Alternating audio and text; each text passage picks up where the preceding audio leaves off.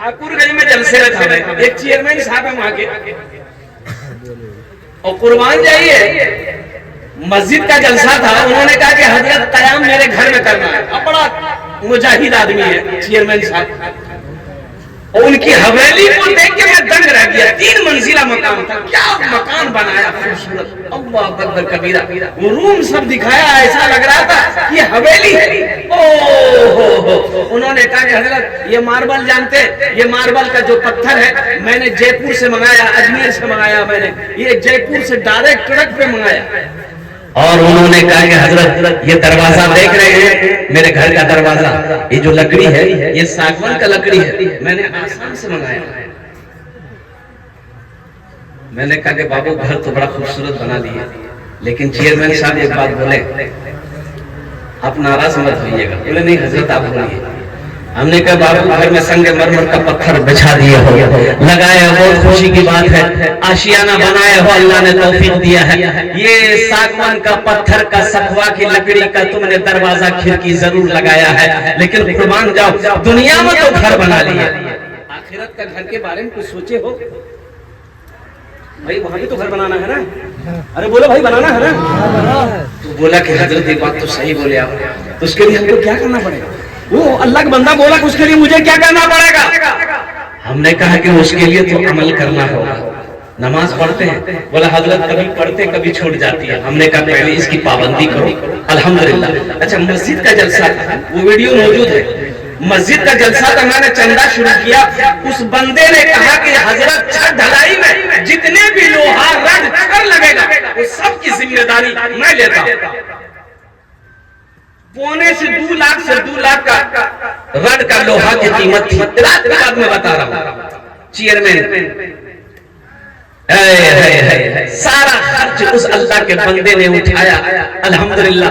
और चेक काट कर उसी वक्त मेरे सामने स्टेज ही पर चेक काट कर मस्जिद कमेटी वालों के हवाले कर दिया कि इस हदिये को कबूल फरमा लीजिए। मैंने कहा कि बाबू ये आखिरत की तैयारियों में से ये भी एक तैयारी है, यह भी एक तैयारी है। अल्लाह के रसूल सल्लल्लाहु अलैहि वसल्लम ने इरशाद फरमाया, मन बना लिल्लाह मस्जिदन बनल्लाहु लहु बैतन फिल जन्नह, जो दुनिया में अल्लाह का घर बनाएगा, जो दुनिया में मस्जिद बनाएगा, अल्लाह उसके लिए जन्नत में आलीशान महल बनाएगा। सुभान अल्लाह बोले तो माशाअल्लाह। मौलाना मंजूर अहमद साहब नोमानी, दारुल उलूम 0 माइल अररिया, जानते हैं? अरे बोलो भाई जानते हैं ना? वो कह रहे थे अररिया जिला में कौन बस्ती, ज़हन में बात नहीं आ रही मेरी, एक मस्जिद थी छोटी सी। अच्छा बहुत जमाने से वो मस्जिद के दीवारें जो है फूस का, अरे फूस वाली दीवार है ना, फूस वाली दीवार ऊपर मट्टी, जमाती लोग आए परेशान। ये गरीब आदमी था बेचारा, मस्जिद के बगले में घर था, 4 बीघा जमीन, 4 बेटे।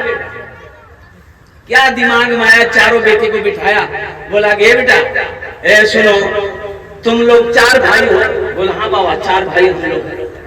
बोले कि बेटा एक मशवरा करना है। बोला बोलिए, मशवरा कर सकते हैं।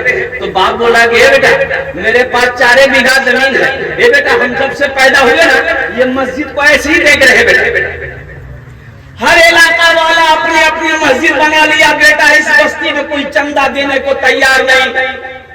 बेटा ये मस्जिद फूस की थी, पहले टीन की मस्जिद हुई, लेकिन बेटा बरसों बरस गुजर गए, आज भी टीन पुरानी हो जाती है, जंग लग जाती है, फिर दूसरी टीन चढ़ जाती है। ए बेटा ये मस्जिद ऐसी है, ये मेरा तुम लोग 4 बेटा हो, 4 बीघा जमीन मेरे पास में है, ए बेटा अगर तुम लोग इजाजत दो तो 1 बीघा जमीन बेचकर मस्जिद बना दे।